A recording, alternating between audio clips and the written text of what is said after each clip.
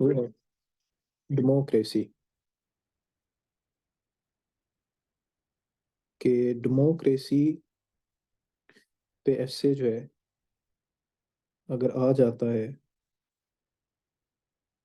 तो उसको हम किस तरह से अटेम्प्ट करेंगे। डेमोक्रेसी बेसिकली एक फिनोमिना है, एक थॉट प्रोसेस है,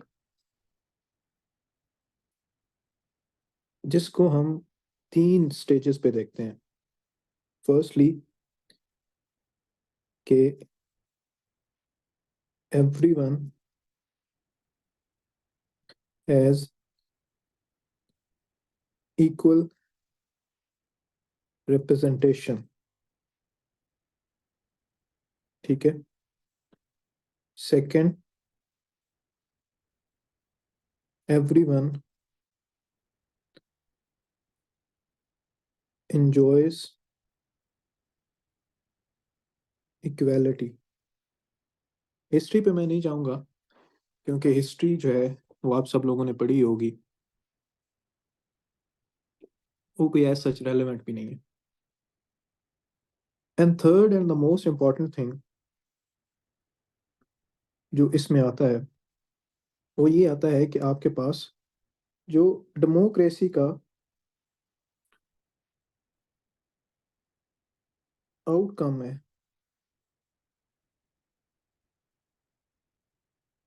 थ्रू गवर्नमेंट,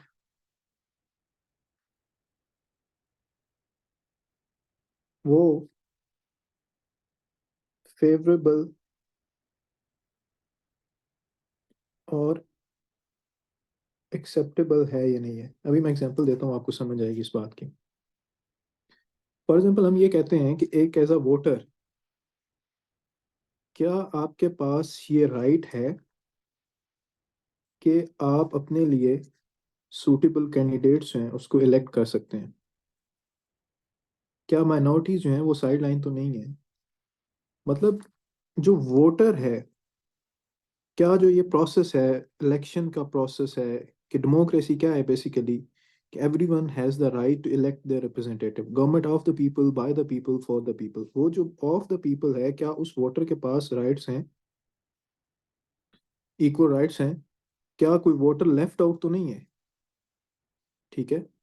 यानी क्या ऐसा तो नहीं हो रहा कि 100% वोट है, उसमें से 56% वोट कर रहे हैं, 40% कर रहे हैं, 30% कर रहे हैं।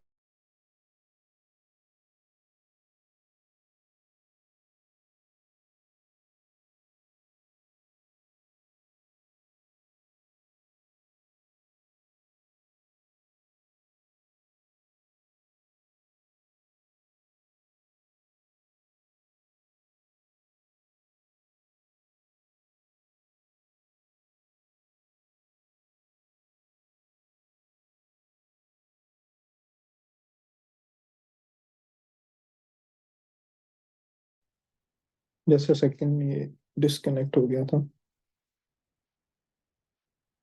ठीक है। तो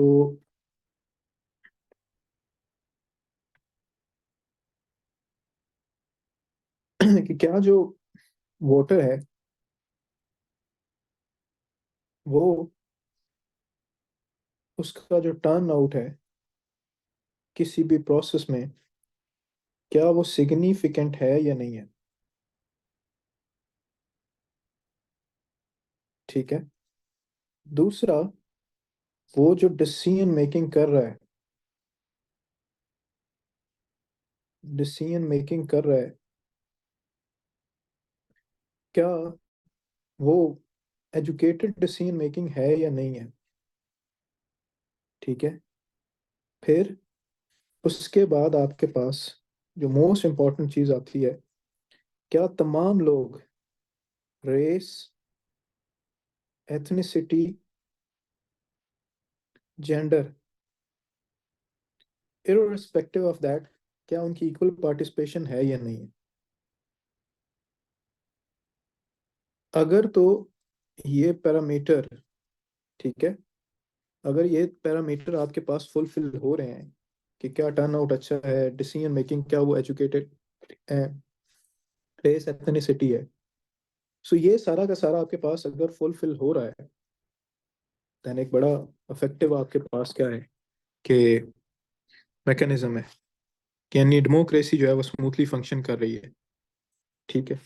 सो उसके बाद आपके पास क्या होता है कि जो एक अगला इसमें मेजर इंपॉर्टेंट फैक्टर आता है कि जो स्टेट है, बेसिकली रियासत बनी थी, स्टेट बनी थी, तो वहां पे अगर आप आर्टिकल 8 से 28 बनते हैं इन कॉन्स्टिट्यूशन, ठीक है, वो क्या आपके पास फुलफिल हो रहे हैं, क्या हो रहे हैं, राइट टू फेयर ट्रायल है, क्या वो एप्लीकेबल है, ठीक है। उसके बाद फ्रीडम ऑफ स्पीच है या नहीं है, उसके बाद फ्रीडम ऑफ एसोसिएशन है या नहीं है, प्रॉपर्टी राइट्स हैं या नहीं है, फिर एजुकेशन सबके लिए फ्री है या नहीं है, ठीक है। सो इन अ वे हम ये देखते हैं कि जब एक डेमोक्रेसी के आउटकम के तौर पे आपके पास, ठीक है, आपके पास आउटकम के तौर पे आपके पास आते हैं, ठीक है, तो वो किस तरह से आपके पास वो चल रहे हैं, या उन पे क्या एप्लिक फंडा, इन्हें हम कहते हैं fundamental rights of each individual. Individual vote करता है बिकॉज उसको ये फंडामेंटल राइट्स प्रोटेक्ट करवाने होते हैं। तो आप देखेंगे when ever you will be writing essay regarding democracy, तो आप देखिए इलिटरेसी होगी तो उन्हें राइट टू फेयर ट्रायल का नहीं पता होगा, फ्रीडम ऑफ स्पीच का नहीं पता होगा, फ्रीडम ऑफ एसोसिएशन का नहीं पता होगा, उनकी प्रॉपर्टी सेफ गार्डेड नहीं होगी, एजुकेशन नहीं होगी। इसी तरह अगर आप देखते हैं कि उसकी होप्स एंड हर्डल्स को देखना चाहते हैं, तो आप ये देखें कि आपके पास क्या फ्रीडम ऑफ स्पीच है, होप्स, उसके बाद फ्रीडम ऑफ एसोसिएशन मिली है, प्रॉपर्टी राइट्स मिली हैं, और इस तरह से आपके पास मिले। ये दूसरा मेजर कंपोनेंट है। तीसरा मेजर कंपोनेंट आपके पास आता है कि जब डेमोक्रेटिक गवर्नमेंट आती है वो आपके पास क्या कर रही है।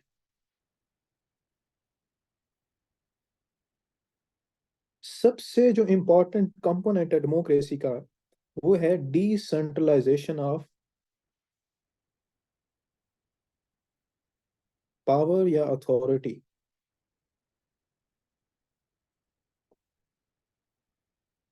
ठीक है।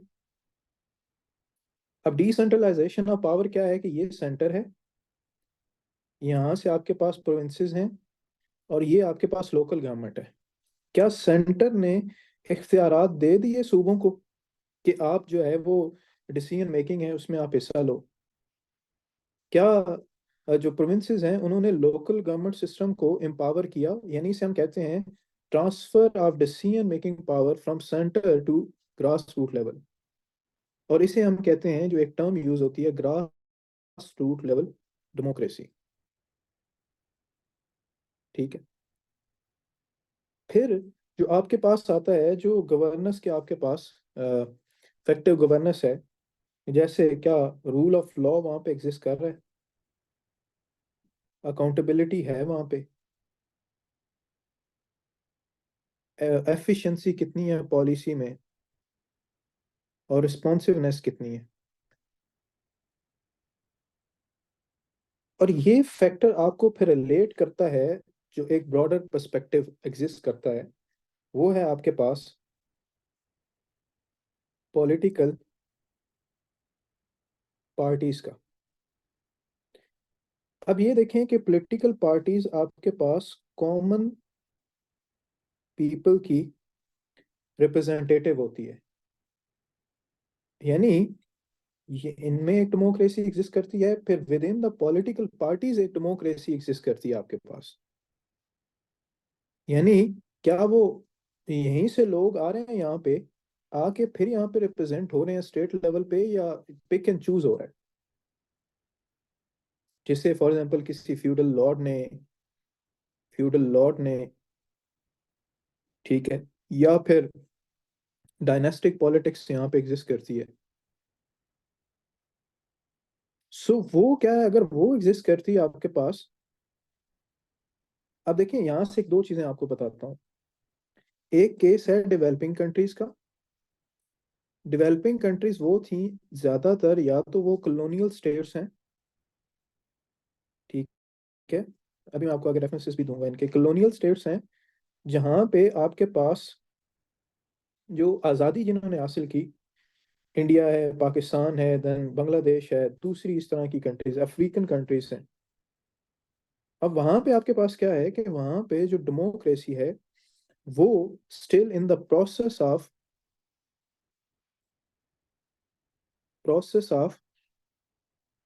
एवोल्यूशन है। इसी वजह से हम क्या कहते हैं, एक एवोल्यूशनरी प्रोसेस है डेमोक्रेसी का। जैसे फॉर एग्जांपल पहले किंगशिप थी, फिर लोग किंग के अगेंस्ट कुछ खड़े हुए जिन्हें हम फ्यूडल लॉर्ड्स कहते थे।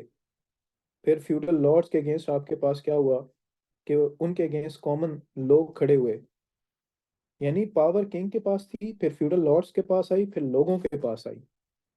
देन उससे क्या हुआ कि लोगों ने किंग को जाके रिप्लेस किया। यानी पूरी जो एक हिस्ट्री ऑफ रेनेसां है, या पूरी जो आपके पास एक रेवोल्यूशन आई, तो उसमें ये आता है। खैर, सो पॉलिटिकल पार्टीज में भी डेमोक्रेसी का होना जरूरी है, और गवर्नमेंट की इफेक्टिव जो पॉलिसी मेकिंग है उसमें भी डेमोक्रेसी का होना जरूरी है। अब डेवलपिंग कंट्रीज में तो क्या हुआ कि जो फ्यूडल लॉर्ड्स हैं उन्होंने क्या कर लिया, इस चीज को हाईजैक कर लिया। ठीक है, इस चीज को हाईजैक कर लिया उन्होंने। जो वोट है उनको खरीदना स्टार्ट कर दिया। यानी ये क्या टर्न होगी इनटू अरिस्टोक्रेसी। अरिस्टोक्रेसी क्या होती है कि आपके पास फ्यू पावरफुल एलीट्स होते हैं, जो एलीट आपके पास कैप्चर कर लेता है through money, through through bribery, through corruption. वो पूरा का पूरा पॉलिटिकल प्रोसेस जो है उसको हाईजैक कर लेते हैं। सो जितनी भी आपके पास डेवलपिंग कंट्रीज हैं उनमें आप देख सकते हैं कि आपके पास जो प्रोसेस है पॉलिटिकल डेमोक्रेसी का, उसको हाईजैक किया गया। फिर इसमें जो एक अगला कंपोनेंट आता है वो आता है कि जहाँ पे डेमोक्रेसी एडवांस्ड है,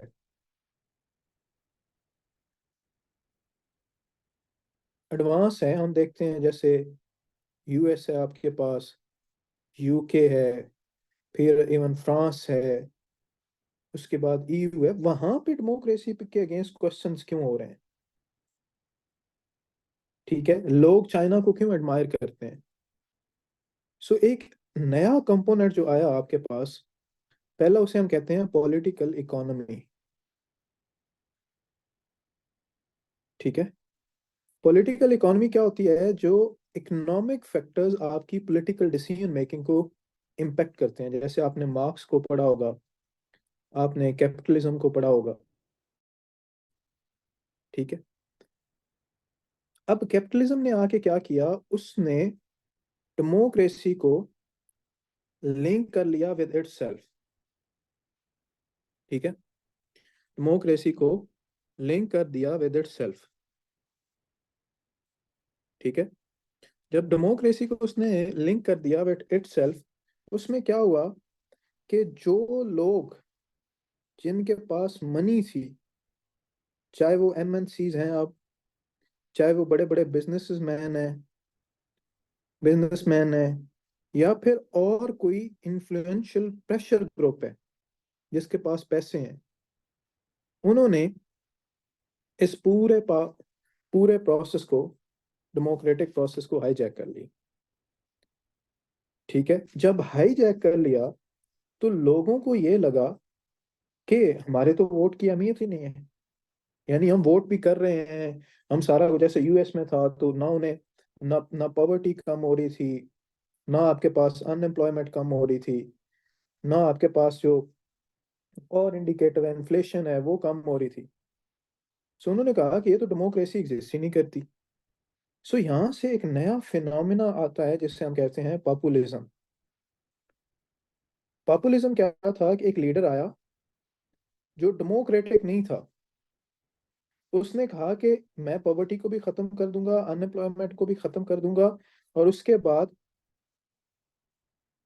जो सारे के सारे इश्यूज हैं उनको खत्म कर दूंगा। इसे हम कहते हैं, यहाँ से पॉपुलिज्म भी दो तरह का होता है। एक नेशनलिस्टिक है, या जिसे चॉवनिस्टिक भी कहते हैं, वो आया, जिसकी मिसाल क्या थी आपके पास, ट्रम्प। ट्रम्प ने कहा कि I will make America great again. ठीक है। उसके बाद में जैसे बोरिस जॉनसन था।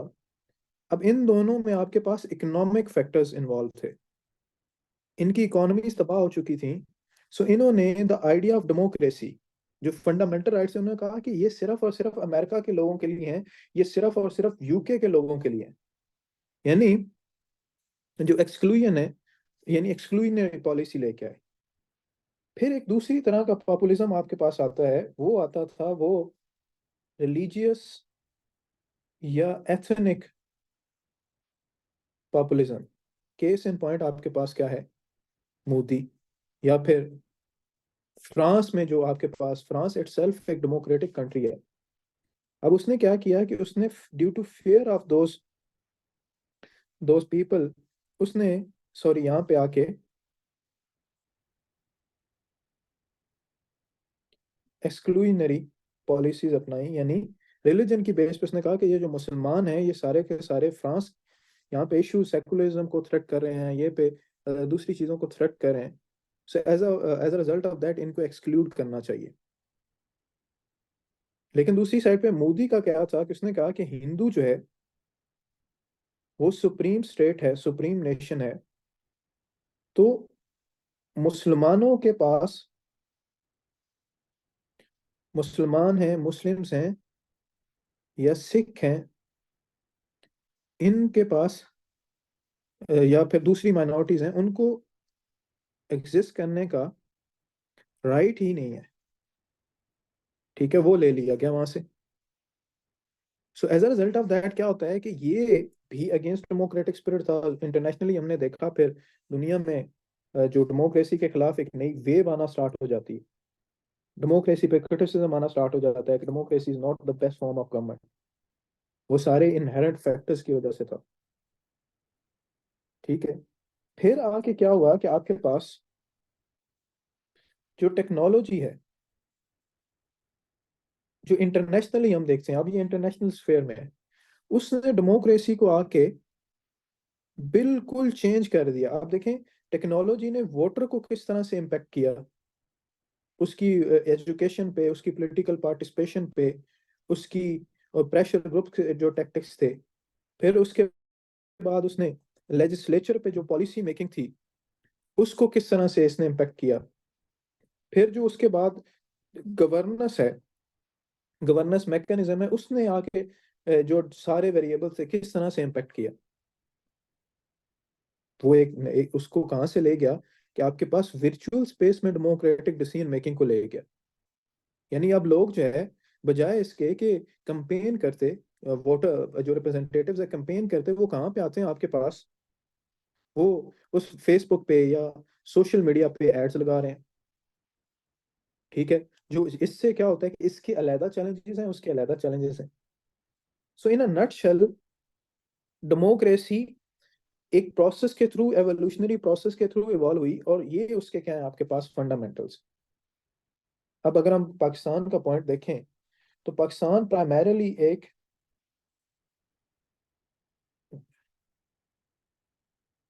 डेवलपिंग कंट्री है। ठीक है। जहां पे आपके पास डेमोक्रेसी प्रोसेस ऑफ एवोल्यूशन में है। यानी जो फर्स्ट फंडामेंटल पिलर है डेमोक्रेसी का, लेजिस्लेचर, पार्लियामेंट, वो आज तक स्ट्रेंथन ही नहीं हो सका। ठीक है। यानी इस पॉइंट को आप किस तरह से रिलेट करेंगे कि पाकिस्तान में जो डेमोक्रेटिक इंस्टीट्यूशंस हैं, वो क्या है आपके पास, वीक हैं। और जिसको इस पे चेक रखना था, जुडिशरी ने, वो चेक रख, इन दोनों को हम क्या कहते हैं, लेजिस्लेचर और जुडिशरी को, these are democratic institutions. Judiciary elected नहीं होती, बट क्या है कि वो चेक रखती है लेजिस्लेचर पे, जबकि एग्जेक्टिव क्या होती है, वो एग्जीक्यूट करवाती है। लेकिन आर्मी को वहां पे आप देखें, जो मिलिट्री कॉन्स्टिट्यूशन है, so it's a purely non democratic force. वो क्या कर रही है कि वो इन दोनों को इम्पेक्ट कर रही है। सो पाकिस्तान का जो प्रोसेस है डेमोक्रेसी का, वो सारा का सारा इसके गिर्द रिवॉल्व करता है, इन चीजों को देखता है। ठीक है, कि लेजिस्लेचर है तो वहां पे आपके पास, अब जरा हम इस प्रोसेस को, या आपके पास इस प्रॉब्लम को अनफोल्ड करते हैं। यानी पाकिस्तान में हम देखें तो वोटर क्या है आपके पास, अनएजुकेटेड है, यानी उसके पास पॉलिटिकल एजुकेशन है ही नहीं। ठीक है, पॉलिटिकल एजुकेशन नहीं है। ठीक है, जिसकी वजह से उसके पास जो उसके डिसीजन है, वो इन्फॉर्म्ड डिसीजंस नहीं है। इन्फॉर्म्ड डिसीजन ना होने की वजह से क्या है कि जब हम टेक्नोलॉजी वाला एस्पेक्ट लेके आते हैं, तो सोशल मीडिया क्या करता है कि उसको फेक न्यूज, उसके थ्रू उसके जो ओपिनियन है उसको फैब्रिकेट किया जाता है। ठीक है, सो इसी वजह से आपके पास क्या होता है कि जो पॉपुलिस्ट लीडर्स हैं, फेक आप कहें डेमागोग्स, पॉपुलिस्ट लीडर्स हैं, वो राइज हो रहे हैं पाकिस्तान में। आप स्टार्ट से देख लें कि हमारा वोटर क्या है कि वो अनएजुकेटेड है, उसकी पॉलिटिकल एजुकेशन नहीं है। और उसकी एक रीजन ये भी है कि पाकिस्तान में लिटरेसी रेट इतना अच्छा नहीं है। ठीक है, वो इन्फॉर्म डिसीजन मेकिंग नहीं करता, और अब टेक्नोलॉजी की वजह से वो इजीली फेक न्यूज़ पे बिलीव कर लेता है। और इसकी वजह से क्या है कि राइज ऑफ पॉपुलिस्ट लीडर्स आते हैं। स्टार्ट से देख लें, ZAB, जुल्फकार अली भुट्टो एक पॉपुलिस्ट लीडर था, नवाज शरीफ एक पॉपुलिस्ट लीडर था, डिक्टेटर्स को हम निकाल देते हैं उसमें से। फिर उसके बाद इमरान खान एक पॉपुलिस्ट लीडर है। यानी जहां पे आपके पास इंडिविजुअल स्ट्रांग हों और इंस्टीट्यूशंस वीक हों, वो कौमें या वो मुल्क कभी भी तरक्की नहीं कर सकते। ठीक है, सो ये क्या है आपके पास, ये जो एक बहुत बड़ा मेजर, इसमें आप एग्जाम्पल कोट कर सकते हैं, लाइक फ्रॉम द स्टार्ट आपके पास कभी भी इस पे फोकस नहीं किया गया। दूसरा बड़ा मसला क्या है पाकिस्तान में, जो पॉलिटिकल पार्टिसिपेशन है वो बहुत कम है। एक, ओवरऑल टर्नओवर जो आपके पास है वोटर्स का, वो कम है, यानी 50 से भी कम है। दूसरा, आपके पास वुमेन पार्टिसिपेशन नहीं है। जब वुमेन आपके पास पार्टिसिपेशन नहीं है, तो as a result of that आपके पास क्या होता है कि वो प्रॉपरली, एक देखें ना, अगर 49% वुमेन है और उनकी पार्टिसिपेशन ही नहीं है, तो एज अ रिजल्ट ऑफ क्या होगा कि एक प्रोसेस लूप साइडेड होगा। फिर तीसरा जो सबसे इंपॉर्टेंट है, जो मजरूल हक की बुक में भी लिखा हुआ है, वो है कि आपके पास डेमोक्रेटिक सिविल सोसाइटी नहीं है। ये क्या है आपके पास कि एक पोलराइज्ड सिविल सोसाइटी है। अब यहाँ से ये फिनोमेना अक्सर आपके पास पूछ भी सकता है एग्जामिनर, पहले एक ऐसे भी आ चुका है। पोलराइजेशन क्या है? पोलराइजेशन क्या आपके पास ये होती है कि जब आपके पास अस वर्सेस देम आ जाता है, यानी पॉलिटिक्स जो है वो एनिमीज के दरमियान होना स्टार्ट हो जाती है। सो इसकी वजह से क्या होता है कि आपके पास एक्सट्रीमिज्म आता है, हेट्रेड आता है, and exclusion of particular communities आता है। कि यानी मैं आपको दुश्मन समझता हूँ, आप नून लीग वाले आएंगे तो वो कभी भी ये नहीं कहेंगे कि PTI वालों को मौका दिया जाए, PTI वाले आएंगे तो वो नहीं कहेंगे। ये कहाँ से आपके पास आता है? Democratic civil societies. ठीक है, so as a result of that, ये जो तीन मेजर फैक्टर्स हैं, इसने पाकिस्तान में हमेशा एक नेगेटिव रोल प्ले किया in the evolution of democracy. फिर उसके बाद क्या है कि आपके पास, अगर हम दूसरे स्टेप पे चले जाते हैं, दूसरा स्टेप जो है आपके पास लेजिस्लेचर और judiciary.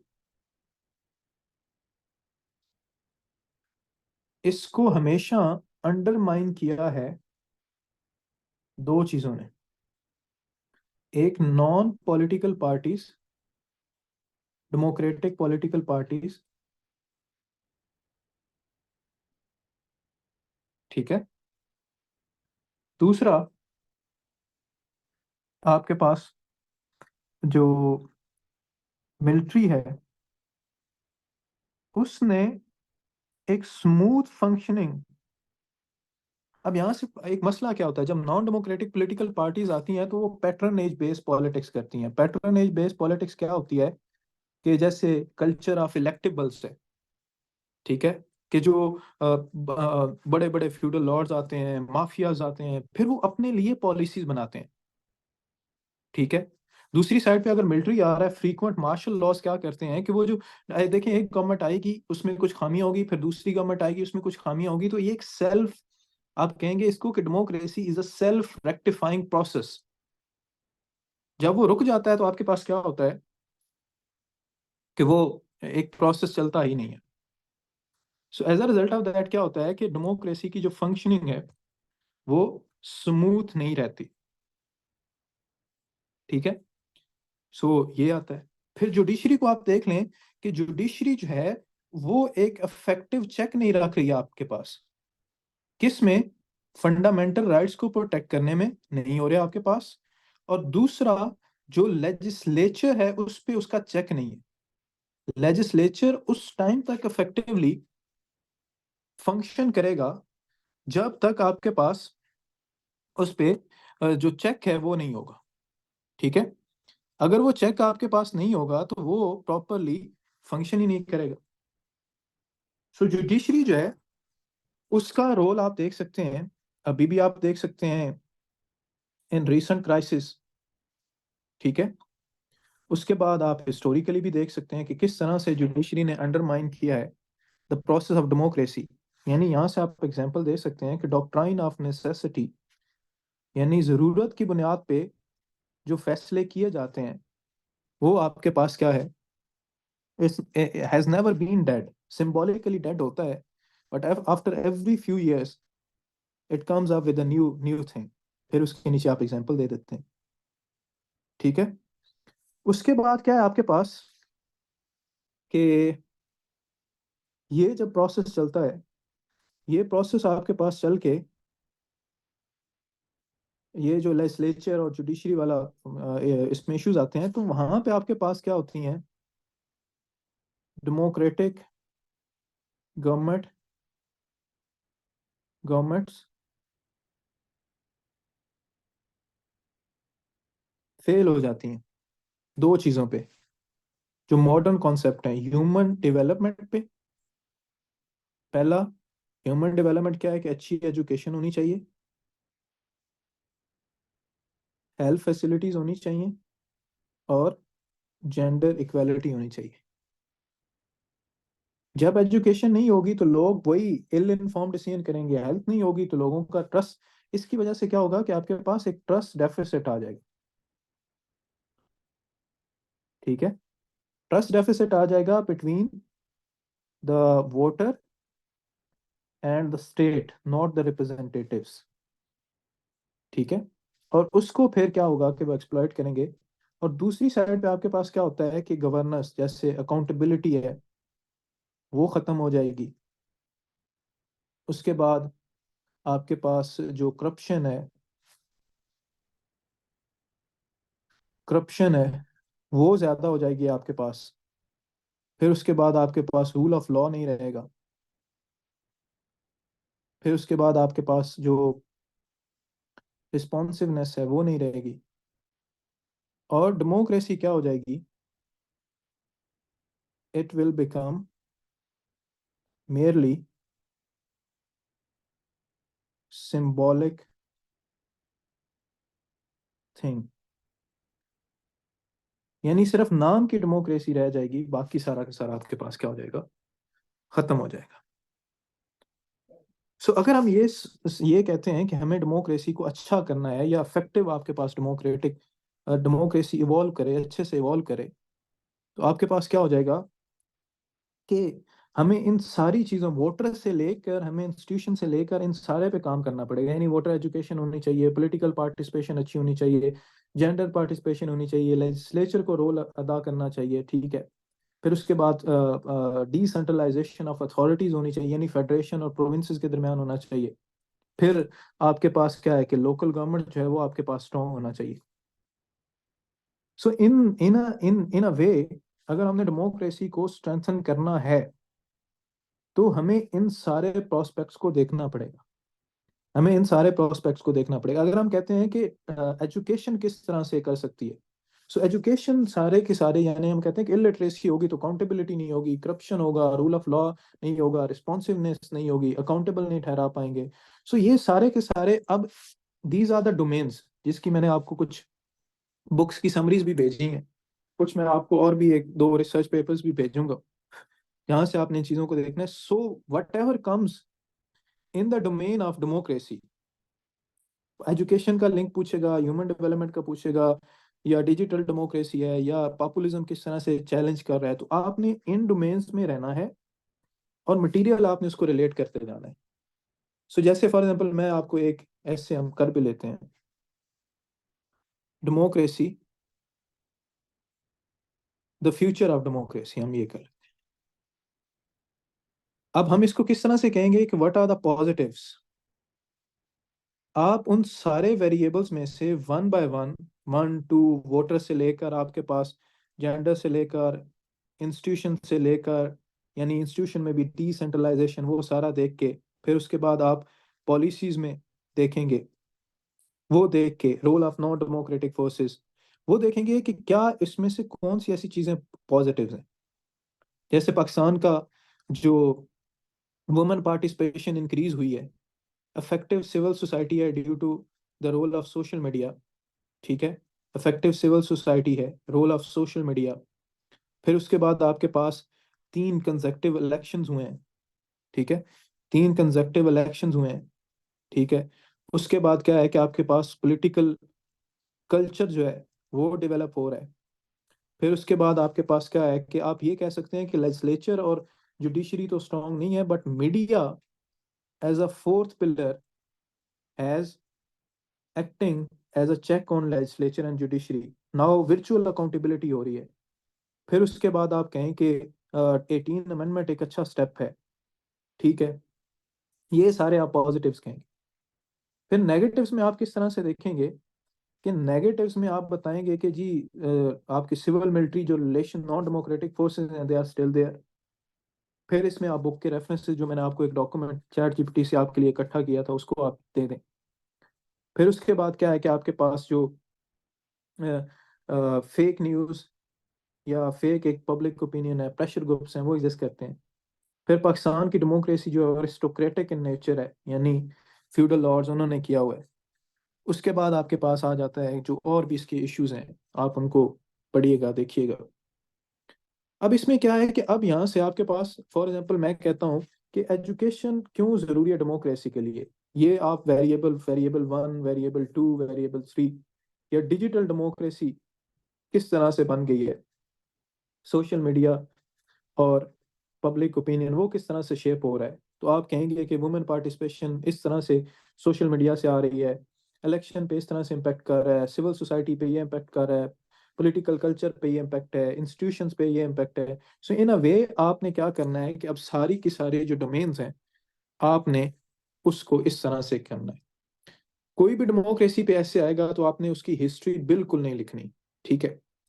You just need to see the things in contemporary nature, और ये चीजें, ये आपके पास जो है उसका स्ट्रक्चर है, या ये आपके पास क्या है, वेरिएबल्स, ठीक है। इसके अलावा कोई और रॉकेट साइंस नहीं है। यहाँ तक किसी का कोई क्वेश्चन है तो देख लें।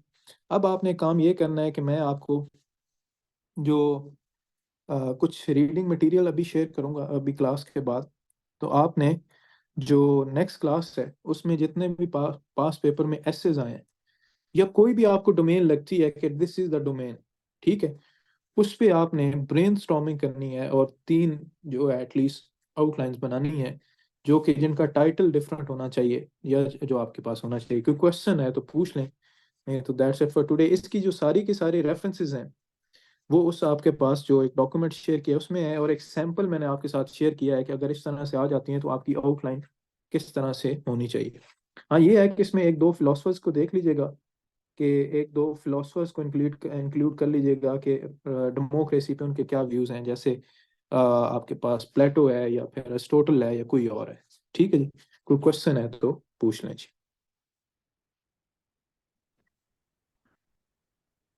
So I have a question. जी पूछें।